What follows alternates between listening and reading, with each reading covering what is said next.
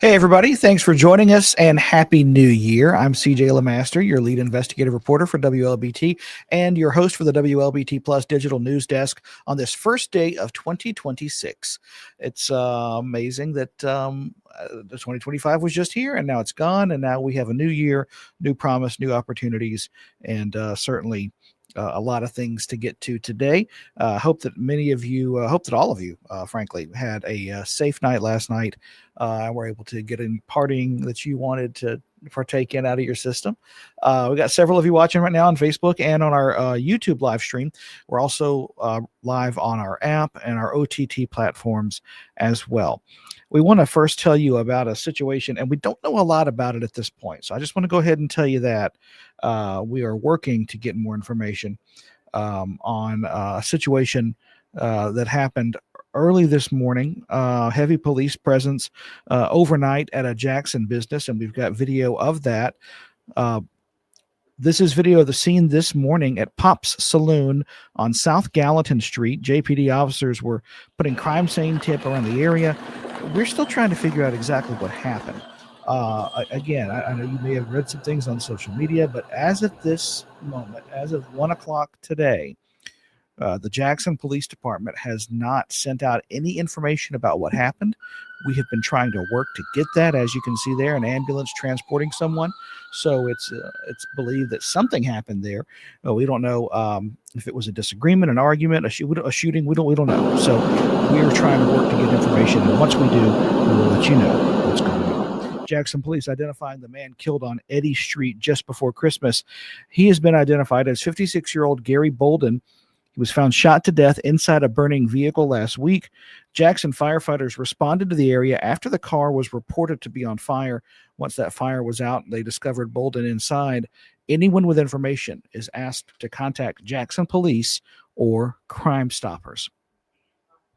The other big story, of course, is that yesterday was New Year's and New Year's Eve, and everybody got the chance to ring in and celebrate there. We want to tell you very quickly about Sheikah Hampton's message here, because if you're watching on Facebook, you can see it. If you can't, I apologize, because she's got this just veritable assortment of emojis everywhere and New Year's wishes. And Sheikah, thank you so much. I hope you had a wonderful New Year's as well. But we want to also show you one of the things that I do every year. I don't know how you celebrate, is I tend to watch, the ball drop in New York, and you may or may not watch different stations depending on who you like to see ringing in the new year. But we want to give you sort of a recap of what happened. An estimated 1 million people came to New York to witness this, and sat, stood, I should say, for hours. Some of them wearing adult diapers because they couldn't use the restroom. They couldn't leave to use the restroom. So that's crazy. But you know what, we have a recap we want to share with you on that, and give you sort of an idea of the festivities without having to subject yourself to that. So here's NBC's Emily Akeda with that story.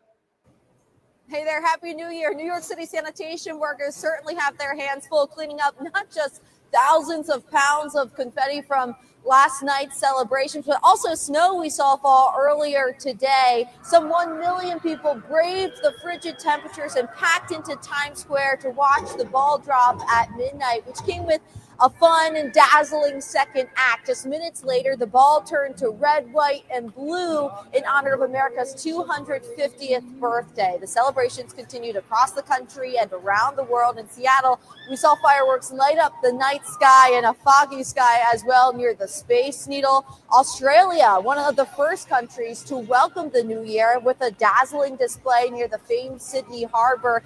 Now, the celebrations will continue today with the Rose Parade in Pasadena, but also into later this year. For the first time, the ball will drop for a second time, but rather than counting down to the new year, it will count down to July 4th here in Times Square to celebrate America's 250th birthday. Back to you.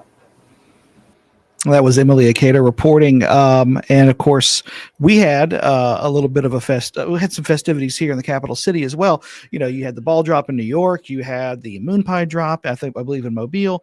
Well, here we have a catfish drop. And so I'm going to show you a video from last night outside Howlin' Mal's. As you can see, with the help of a Jackson Fire Department ladder truck, that catfish came down to streamers and celebrations as we welcomed in 2026. This is a tradition that has been going on for some time.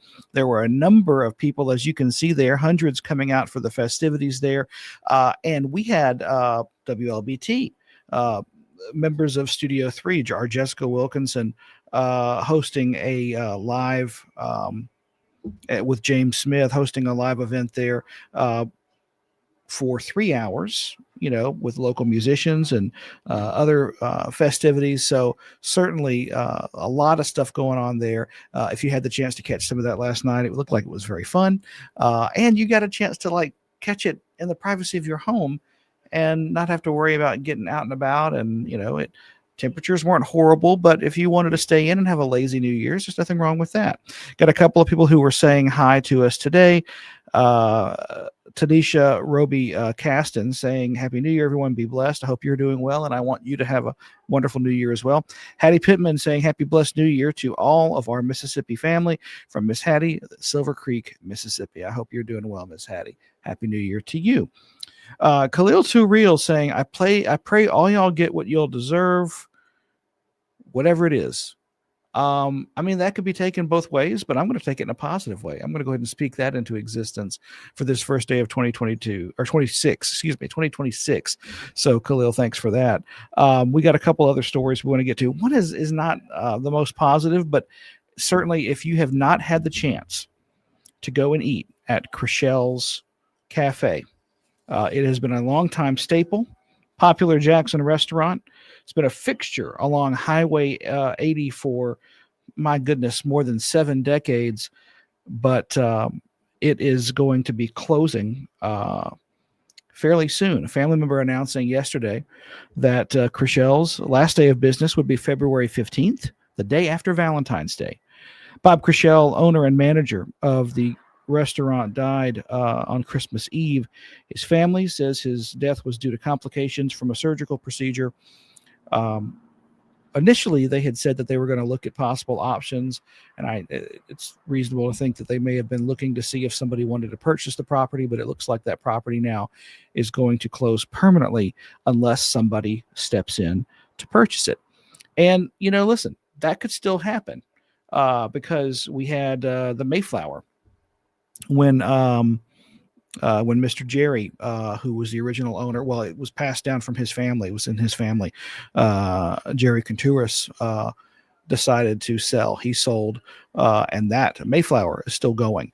We had, my goodness, really popular bar in downtown Jackson or close to downtown, right off of Fortification, Finian's, that has now been purchased, and someone is going to be reopening that. So, Campbell's Bakery was purchased when the previous owner decided to move on and leave the state and do other things, pursue other opportunities. So, you have some of these places that are pretty big staples here in the capital city. And you've had instances where investors, restaurateurs, entrepreneurs have stepped in. So maybe that'll happen in this case. And if not, keep in mind that you've got about a month and a half to enjoy Chrishell's before it closes its doors for the last time. We have one more thing that we want to get to, and it's because, hey, in a few hours, Ole Miss is going to be performing or taking, playing in the Sugar Bowl. And so we wanted to show you a little bit of what happened in New Orleans yesterday ahead of the big game, of course. This was the parade. And, of course, this is a tradition. You typically see this. This is the biggest game so far in Ole Miss football program history. The Rebs take on the Georgia Bulldogs later today. But you can see how many fans were hitting the streets yesterday for the Sugar Bowl parade. Fans taking it all in, from floats to beads to bands, much more. And while it was a great time, these fans know what's ahead in just a few hours. They're feeling pretty confident. Yeah, we came for the game and then all the other festivals that are going on this couple of days. It's a great city to be in. I'm rooting for Ole Miss. I think they're the dogs in this deal, and I think they can do it.